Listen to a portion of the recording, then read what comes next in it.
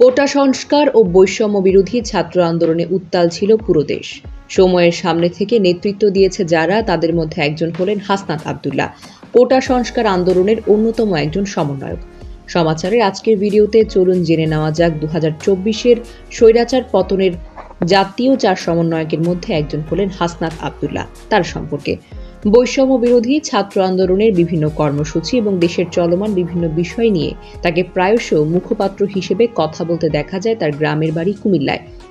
কর্মসূচি সফল করতে স্কুল, কলেজ, বিশ্ববিদ্যালয়, প্রাইভেট বিশ্ববিদ্যালয়, মাদ্রাসা শিক্ষার্থী, শ্রমজীবী, পেশাজীবী, রাজনৈতিক এবং অরাজনৈতিক নির্বিশেষে আপামর জনসাধারণকে রাজপথে নেমে আসার আহ্বান জানান হাসনাত সহ বাকি সমন্বয়কেরা।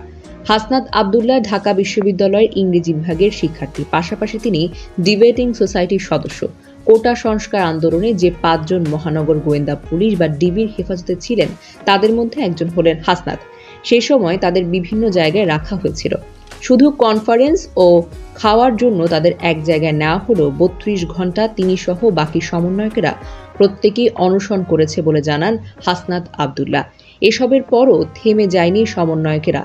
ঢাকা মহানগর পুলিশের গোয়েন্দা বিভাগের হেফাজত থেকে মুক্ত হয়েই আন্দোলন চালিয়ে যাওয়ার ঘোষণা দিয়েছেন বৈষম্য বিরোধী ছাত্র আন্দোলনের অন্যতম সমন্বয়ক হাসনাত আব্দুল্লাহ।